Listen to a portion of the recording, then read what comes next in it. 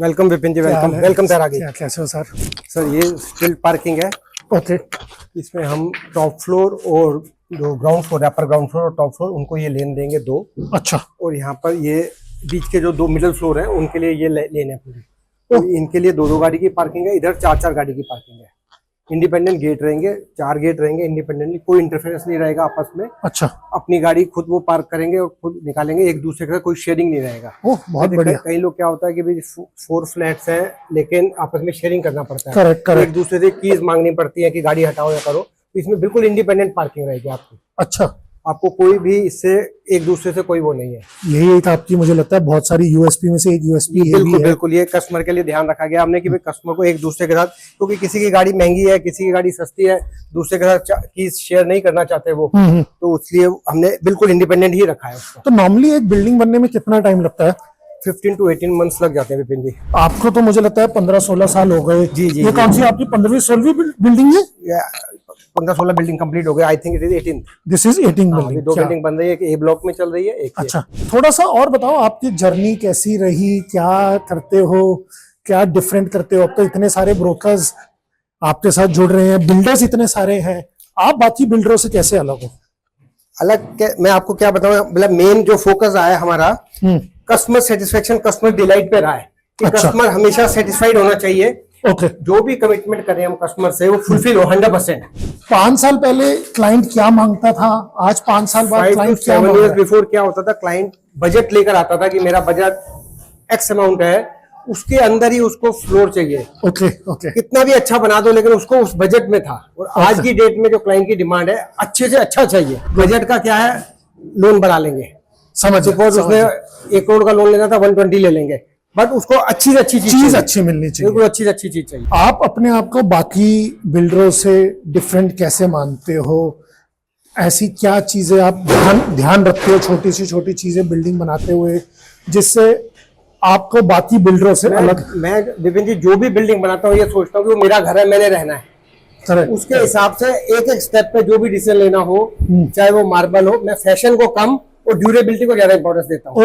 Okay. और हो सके मैक्सिमम बिल्डिंग मेंटेनेंस फ्री रहे। अच्छा। ऐसा ना हो कि भाई 2 साल 3 साल बाद कस्टमर को मेंटेन करनी पड़ रही है। हाँ। मेरे को बुला रहे हैं और हम अपनी बिल्डिंग में जैसे 1 साल तक तो देते ही हैं service free, electrical, plumber, civil work, POP, anything जो भी बिल्डिंग से रिलेटेड प्रोडक्ट है, कोई भी खराब हो। और जो बिल्स हम पार्टीज को दे देते हैं, जैसे ग्रोहे है, आपके कूलर की जो सेंट्री फिटिंग्स है, करेक्ट, इलेक्ट्रिकल लाइट्स है, वो सब तो पार्टियां खुद करती हैं। किचन इक्विपमेंट्स है, तो पार्टियां अपने आप उनसे कोऑर्डिनेट कर लेती हैं। ये द्वारका एक्सप्रेस वे पे इतनी ज्यादा हाई राइज की इन्वेंट्री आ रही है। जी जी। आपको कैसे लगता है कि लोग अभी भी बिल्डर फ्लोर को पसंद करेंगे? ऐसी क्या वजह है builder floor is better than high rise apartment? देखो, दोनों लोगों की, अपने कस्टमर की अपनी अपनी चॉइस है। कुछ कस्टमर्स को अपना swimming pool, gym, common amenities चाहिए। और कुछ कस्टमर्स को प्रिवेसी चाहिए कि भाई इंडिपेंडेंट फ्लोर में रहना है, कारपेट एरिया ज्यादा मिलता है इनके इसके अंदर। अच्छा। और दूसरा कॉस्ट भी बहुत डिफरेंस है। ओके। अगर ये सपोज 100 रुपीज का है builder floor, carpet area 1500 square feet, same 1500 square feet carpet area वहाँ डबल हो जाएगा। यहाँ पर अगर मेंटेनेंस आपको 4000-5000 रुपीज पर मंथ है तो 3 टाइम्स आपकी मेंटेनेंस हो जाएगी। वहाँ पे 4 rupees to 5 rupees per square feet charge करते हैं अप्रोक्सीमेटली। अगर इतना कारपेट एरिया लेना है उसको तो 2500 स्क्वायर फीट लेंगे। 2500 स्क्वायर फीट इंटू 5 तो 12,500 रुपया उसका मंथली हो गया। करेक्ट। क्योंकि यहाँ पे 4-5,000 रुपीज पर मंथ लगेगा उनका। आपके काम करने का ट्रेडिशनल पहले कैसे तरीका था? आपने कहा 18वीं बिल्डिंग बना रहे हो, इससे पहले आप अंदाजा 50 से ज्यादा फ्लोर्स बेच चुके हो। जी जी। आप ब्रोकर से कैसे कनेक्ट करते थे? आज से 5 साल पहले कैसे काम होता था? और आई थिंक आप तो तेरादी बहुत टाइम से पहले क्या होता था, मैं मोस्ट ऑफ द टाइम मैंने जितनी भी बिल्डिंग बनाई है सुशांत लोग A-B-C ब्लॉक में ही बनाई है। ओके। तो क्या होता था, जैसे बिल्डिंग रेडी होने लगी तो उससे 1 महीना पहले हम ब्रोकर्स को मैसेज करना शुरू करते थे। ब्रोकर्स की लिस्ट न्यूज़पेपर से ले ली, 99 एकड़ से ले ली, वहां से हमने लिस्ट लेके उनको मैसेज करना शुरू कर दिया। फिर वो आकर देखते थे और फिर रोज सवाल जवाब शुरू हो जाते थे उनके। हमने आने से पहले चेक किया है कि बहुत सारे ब्रोकरों से मैं मिला, उन्होंने बोला अजय सोनी जी तो ना व्हाट्सएप ब्रॉडकास्ट करते थे, पर अब पिछले 1-1.5 साल से उनके मैसेज आने बंद हो गए हैं। अब ये क्या हो गया?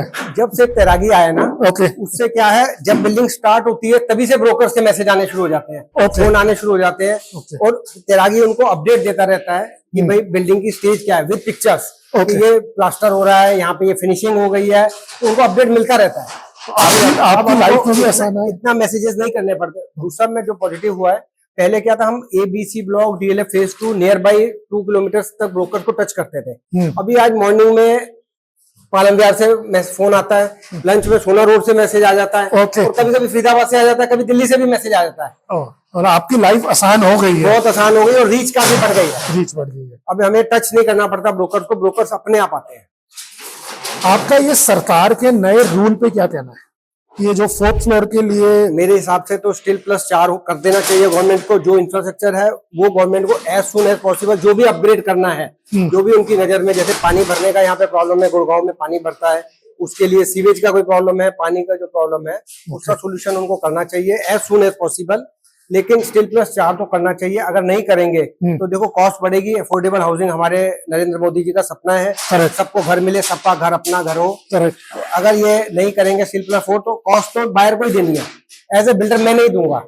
प्लॉट ओनर जो है वो भी प्राइस नहीं कम करेंगे। जो 30 साल 25 साल से प्लॉट लेके बैठे हैं यहाँ पर, अगर वो 100 रुपीज का प्लॉट दे रहे थे तो वो 100 का ही देंगे, वो नहीं 85 का या 80 का करने वाले। तो प्लॉट उतने का रहेगा, कंस्ट्रक्शन कॉस्ट उतनी रहेगी, लेकिन लैंड शेयर जो 4 लोगों में डिवाइड होना था वो 3 लोगों में डिवाइड होगा। Ultimately who is the sufferer?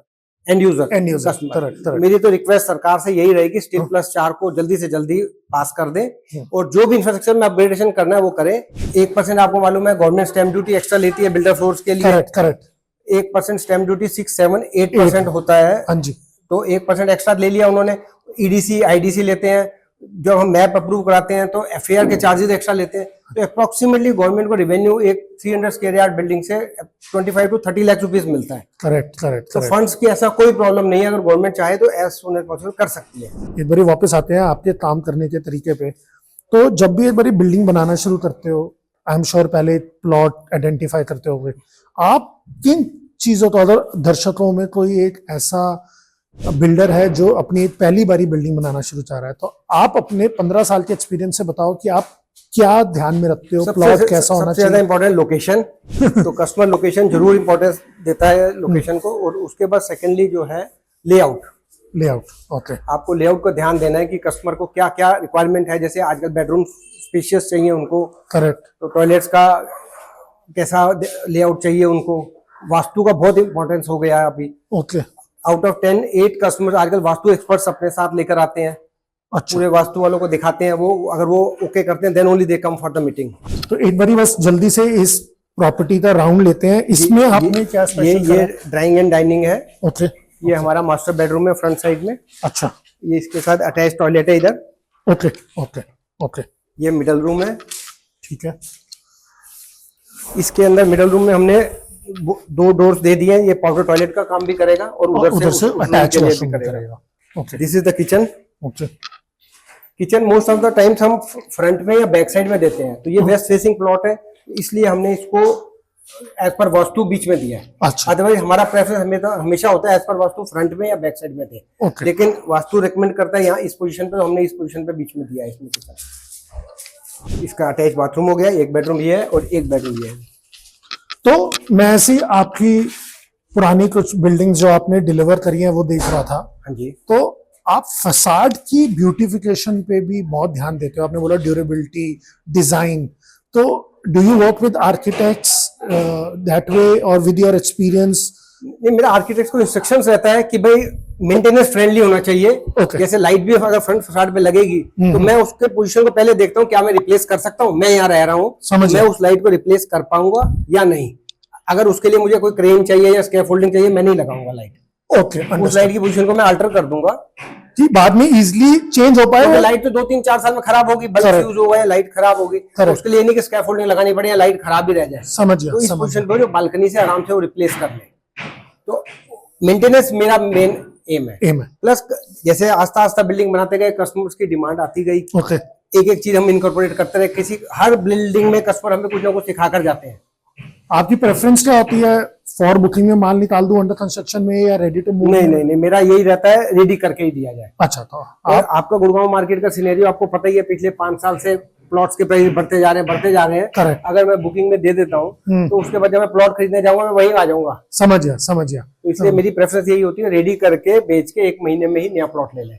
वो बिल्डर लोग जो तैरागी के बारे में नहीं जानते हैं, जी, तो आप हमारे दर्शकों को बताओ कि तैरागी बिल्डर्स की कैसे हेल्प कर सकता है और वो हमारे साथ क्यों जुड़े? तैरागी बिल्डर्स की ऑलरेडी बहुत हेल्प कर रहा है, सारे ब्रोकर्स तक रीच पहुंच रही है। मैंने जैसे आपको बताया, फरीदाबाद, दिल्ली, पालम विहार, सोना रोड, वहां से भी ब्रोकर्स के फोन आने लगे हैं। अदरवाइज क्या है, सिसवान लोग के 2-3 किलोमीटर तक ही मैं अप्रोच करता था, क्योंकि मैं सोचता था कि सोना रोड का बिल्डर ब्रोकर जो है वो यहाँ क्यों आएगा, लेकिन अभी वो लोग भी यहाँ दिखाने आते हैं। Thank you so much Ajay ji हमें टाइम देने के लिए। Thank you Vipin ji. इस प्रॉपर्टी को कितना टाइम और लगेगा अंदाजा? Approximately 4 to 5 months। ठीक है, बट कोशिश करेंगे जब ये बिल्कुल रेडी टू मूव हो जाए बिल्कुल बिल्कुल, तो एक बारी इसका आपसे दोबारा मिलने आएंगे। जरूर सर, जरूर। Thank you so much. Thank you for visiting.